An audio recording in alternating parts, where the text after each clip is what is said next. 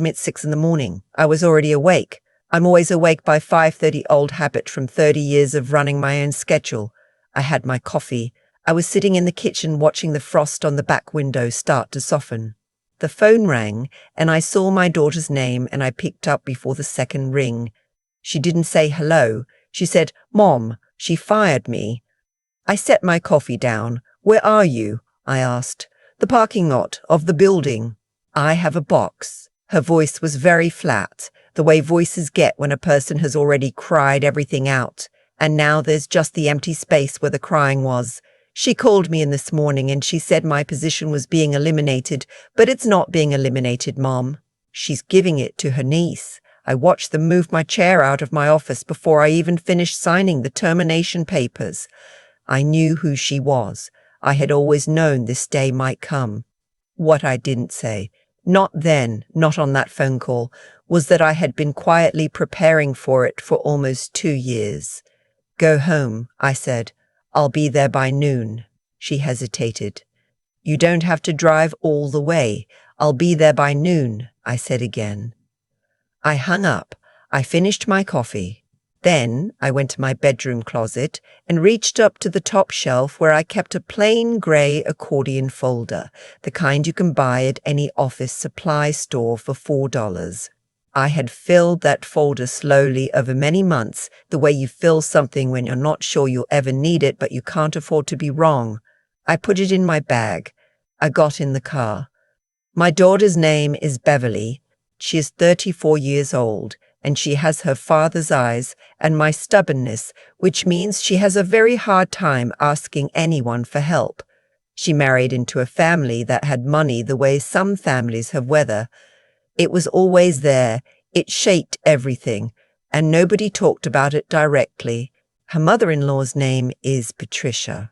Patricia ran a private wealth management firm out of a glass tower in the financial district downtown. The firm had been founded by her late husband's father, but Patricia had spent 30 years making it hers in every way that mattered. She had her name on the letterhead. She had her photograph in the lobby. She had her opinion in every room she walked into, whether she had been invited to share it or not.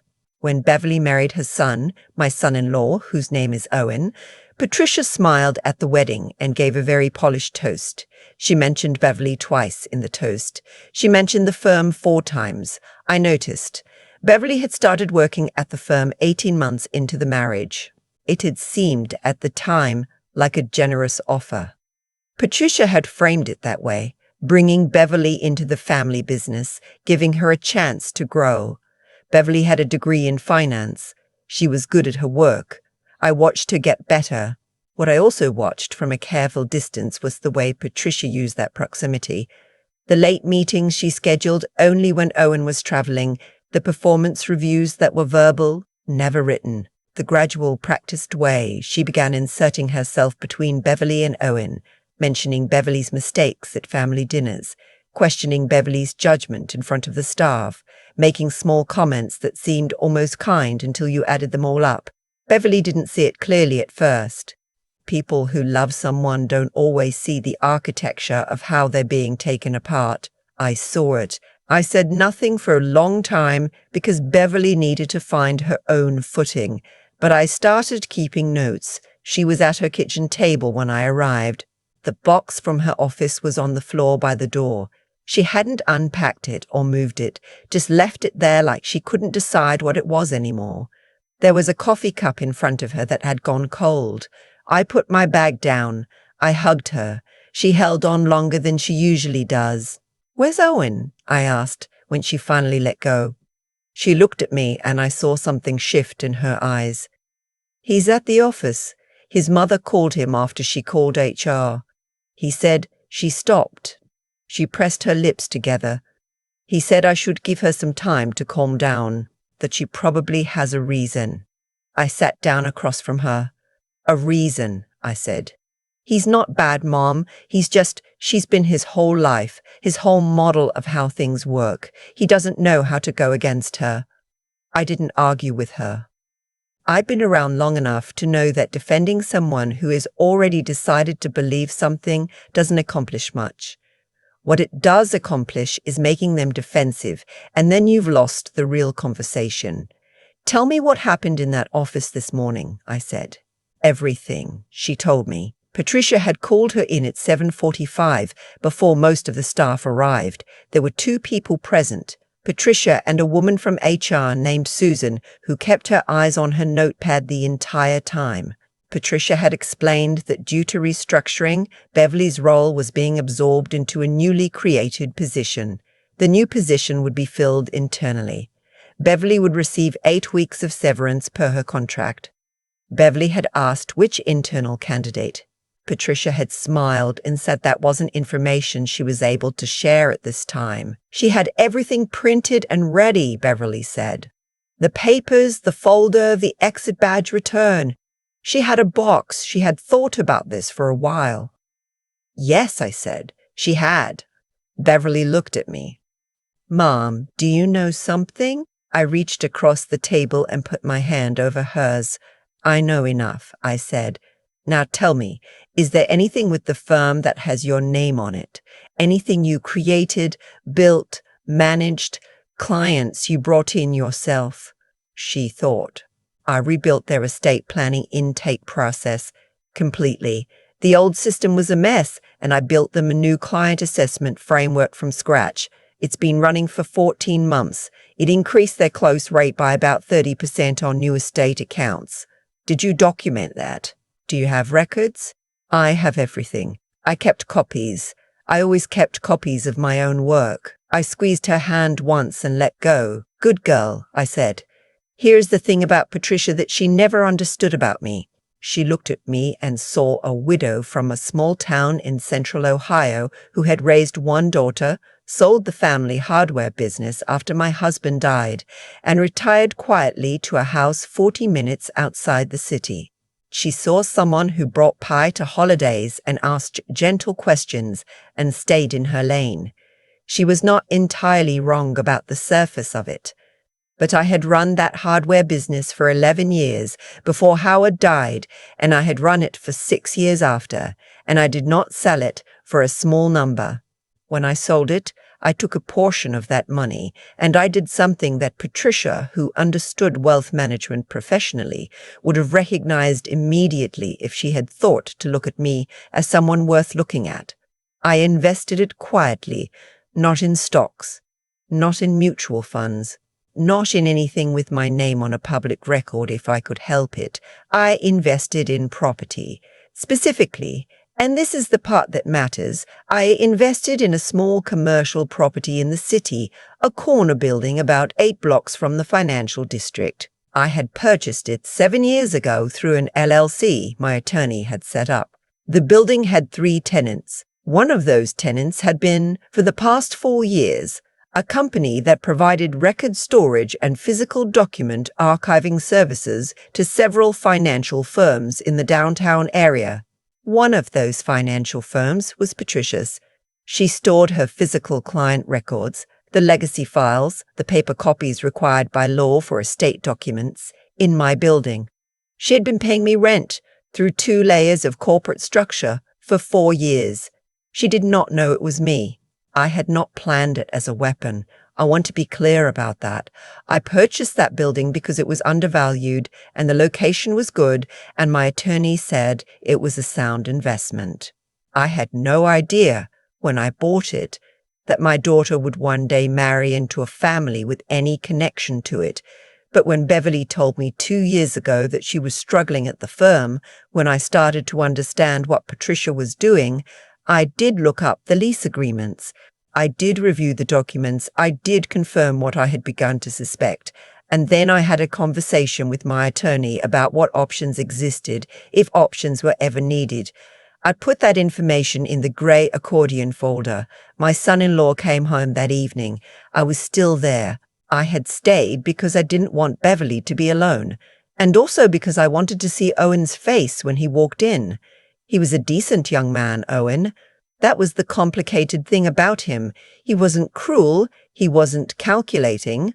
He was 40 years old, and he had spent 40 years learning that his mother was the smartest person in every room. and that lesson had carved out a space in him where his own judgment should have been. He hugged Beverly. He said he was sorry about the way the day had gone. He said his mother was a difficult woman, but that she cared about the family and that there was probably a path forward. Beverly said quietly, "She fired me, Owen." He said, "I know, and I think she humiliated me in front of HR. She had the box ready." He was quiet for a moment. Then he said, "I know she can be hard. I think if we all give it some time, she gave my position to someone else already. I found out this afternoon. Her niece started onboarding today." Owen sat down on the couch. He rubbed his face with both hands. I watched him. "I'll talk to her," he said. "I'll talk to her this week." Beverly looked at me. I looked at my coffee cup. I did not say anything yet. There was a right time for what I had to say, and this was not it. The right time came 3 days later, when Patricia invited us all to a family dinner. It was the kind of invitation that isn't really an invitation. It was a gathering she had called at her home in Westchester, framed as a chance for everyone to reset and reconnect. She had used the word family 4 times in the voicemail she left Owen. Beverly didn't want to go. I told her she should go. I told her I would come with her. Patricia's house was a colonial on 3 acres, the kind of house that had a name even though nobody used it out loud. She met us at the door in a pale blue blazer, and she kissed Beverly on the cheek and said she was so glad Beverly could make it, and something in her voice suggested she was mildly surprised. There were 8 people at dinner. Patricia's sister and her husband, the niece, the one who now had Beverly's position, a young woman named Gretchen who had the grace to look slightly uncomfortable, Owen's brother and his wife, and myself. Patricia sat at the head of the table. Midway through dinner, she made a toast. She spoke warmly about family and transitions and new chapters. She looked at Beverly when she said the word transitions. Beverly held her wine glass and did not drink. Afterward, in the sitting room, Patricia came to stand beside me. I had been expecting this. She poured herself a glass of cognac and offered me one, and I accepted it, and we stood by the window that looked out over the back lawn. "I imagine this has been a difficult week," she said. "It's had its moments," I said. "Beverly is talented. I hope she knows that. This was a business decision, nothing personal." "Of course," I said. She was quiet for a moment. Then she said, "I do think she'll land on her feet. She comes from resilient stock." She smiled at me when she said it. A compliment shaped like a compliment with something underneath it. I smiled back. "She does," I said. "She gets it from me." Patricia studied me for a moment. Then she excused herself to speak to her sister. I finished my cognac. I looked out at the lawn, and I thought about Monday morning when I had an appointment with my attorney. There are things you can do and things you cannot do, and the line between them is made of paperwork. What I had in that grey folder was this documentation of the LLC that held the lease on the building where Patricia's firm stored its records, a letter from my attorney confirming my ownership position, a review of the lease terms, which included a standard 60-day notice clause and a clause buried in the original document, drafted by someone who had not expected the landlord to ever be motivated, that allowed the landlord to initiate a lease review upon any material change in the tenant company's operational structure. Beverly's termination, specifically the elimination of her role and its replacement with a family hire, could be reasonably characterized as a material operational change. My attorney was not certain this argument would hold in court. She said that directly. "I'm not certain this holds." I said, "I don't need it to hold in court. I need it to hold in a letter." My attorney, who has known me for 22 years, nodded slowly. We drafted the letter. It went to Patricia's firm's legal counsel. It informed them that the landlord of the Commerce Row building was initiating a lease review under Section 14C of the existing agreement and requested a meeting to discuss the firm's continued tenancy. It did not threaten anything. It did not need to. The call came 4 days after the letter. It was not Patricia who called. It was her attorney, a man with a very controlled voice who said he was reaching out on behalf of Carmichael Wealth Management to discuss the lease review notice. He asked if there had been a misunderstanding. I was in my kitchen. I had my coffee. No misunderstanding, I said. He asked what concerns had prompted the review. I told him I had some questions about the stability and operational continuity of the tenant, given recent changes in their internal structure. I said I would be happy to meet in person to discuss. There was a pause. Then he said he would convey that to his client. He called back within 2 hours. Patricia wanted to meet. She chose a restaurant near her office. Neutral territory, I suppose, though I don't think she thought of me as someone who needed to be managed territorially. I think she chose it because it was the kind of restaurant where she always felt comfortable. The hostess knew her name. The table was good. The lighting was flattering. She was already seated when I arrived. She had not brought her attorney. I thought that was interesting. I sat down across from her. She looked at me differently than she ever had before, not with hostility, with something more careful than that. You own that building, she said. No preamble. I do, I said.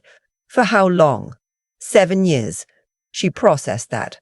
I watched her do it, watched her trace back through the timeline of Beverly and Owen's relationship, the marriage, the job offer, the last 4 years of lease payments.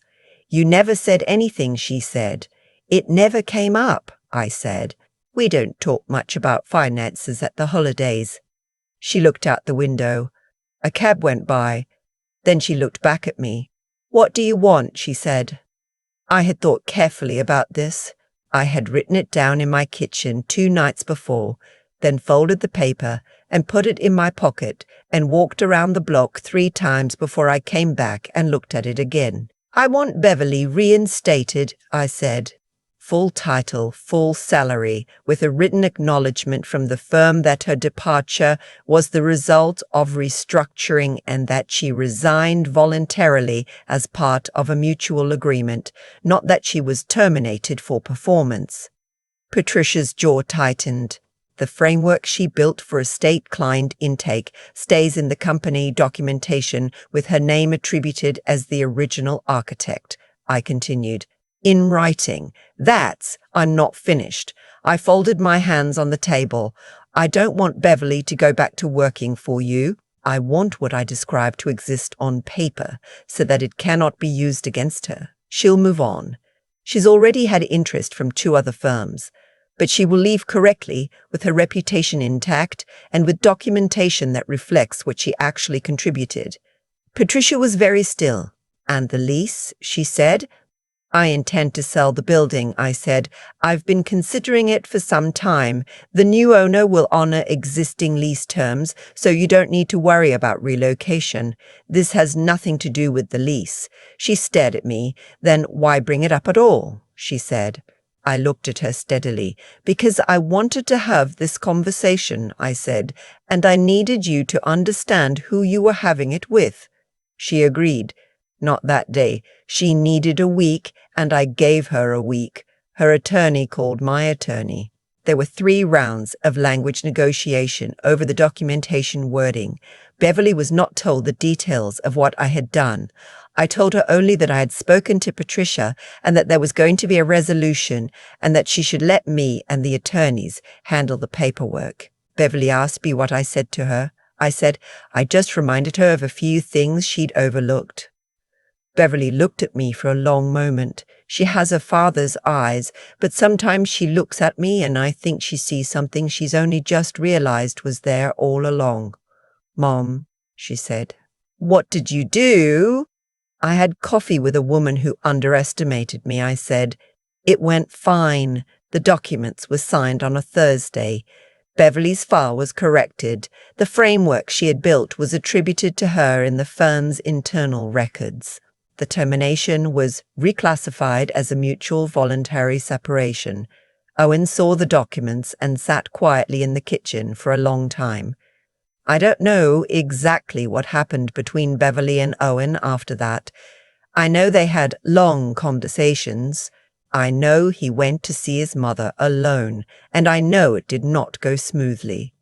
Beverly told me weeks later that he had finally said to Patricia the first time in his adult life that he needed her to stop treating his wife like a liability to be managed.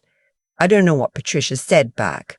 What I know is that Beverly accepted a position at a different firm 6 weeks after the documents were signed. She took her portfolio with her. She took her reputation. She took the documented record of what she had built. She called me on her first day. "How are you feeling?" I asked. "Like myself," she said. "Like I can breathe." "Good," I said. There was a pause. Then she said, "I want to know what you did someday, the whole thing." "Will you tell me?" "Someday," I said. "Why not now? Because right now you're standing in a new office on your first day, and I want you to walk in there thinking about the future, not the last 6 months." She laughed. It was the first time I had heard her laugh in a while. "Okay," she said. "Someday." "Someday," I agreed. People sometimes talk about power as if it belongs to the person in the biggest chair. Patricia had a beautiful office and a long title and staff who called her ma'am, and for most of her life that had been enough to make her feel untouchable. What she had never learned was that power is also patient. It is also quiet. It sits in a grey accordion folder on a closet shelf and waits. It does not announce itself at family dinners. It does not need to. I've lived long enough to understand that the most dangerous mistake anyone can make is to look at a woman my age and decide she has nothing left to protect. We have already lost the things that couldn't be held. What we have left, we hold very carefully. My daughter is someone I have held carefully for 34 years. No one was going to take that from me. Not without finding out first exactly what they were standing on. I've thought about that morning a lot since then. The frost on the kitchen window, the coffee going cold on the table while I reached up to the closet shelf. People would probably expect me to say I felt nervous or angry or something large and dramatic, but I didn't. I felt very clear. That's the thing nobody tells you about getting older, the clarity. When you've already lived through the things that actually break you, everything else starts to feel manageable. Patricia had spent decades building a reputation as someone who could not be outmaneuvered. And in most rooms, in most situations, she probably couldn't be. She was sharp and she was prepared and she understood, leveraged the way a surgeon understands a scalpel. What she didn't understand, what she had never once stopped to consider, was that the woman sitting across from her at the holiday table had also spent decades building something, just quietly, just without needing anyone to see it. That's the part I want people to sit with. Not the outcome, not the documents, not the fact that Beverly got her name back on her own work. Those things matter. But they're the last chapter. What actually made them possible started much earlier, in much smaller choices. I kept copies of my own work. I paid attention to the lease agreements. I had a conversation with my attorney before I needed to have it. None of those things felt significant at the time. They felt like ordinary carefulness. But ordinary carefulness, practiced over years, becomes something else entirely. Beverly asked me once, after everything was resolved, whether I had planned it, whether I had seen this coming from the beginning and positioned myself on purpose. I told her the honest answer, which is both yes and no. I hadn't planned a confrontation. I hadn't purchased a building in order to one day use it as a negotiating position. But I had always understood, from the moment I watched Patricia give that wedding toast, that my daughter had married into a situation that required someone to be paying attention. So I paid attention. I documented. I understood what I owned and what rights came with it. That's not strategy in the cold, calculated sense. That's just what it looks like when you take your responsibilities seriously over a long period of time. What happened to Patricia, losing the control she thought she had over that situation, was a direct consequence of choices she made. She chose to treat Beverly as someone with no recourse. She chose to underestimate the people around her daughter-in-law. She chose to believe that power only lives in titles and offices and the ability to fire someone on a Tuesday morning. Those choices led her exactly where they led her. And Beverly, who documented her own work, who kept copies, who had built something real and provable, walked out of that chapter with her reputation intact because she had been doing the right things all along, even before she knew it would matter. I'm not going to tell you the world is fair. I've lived too long to believe that straightforwardly, but I do believe that how you conduct yourself accumulates. The care you take, the records you keep, the quiet dignity you maintain when someone tries to make you feel like you don't belong. None of it disappears. It builds into something. Sometimes you don't even know what it's building until the moment you need to reach up and take it off the shelf. My daughter is doing well now. She's in a new office with people who value what she brings. Owen is figuring out who he is outside of his mother's expectations, which is its own long road. And I'm back in my kitchen with my coffee and my frost-covered window, the gray accordion folder, no longer on the closet shelf, because I no longer need it. I hope Beverly never needs one of her own, but I also hope she knows how to keep one.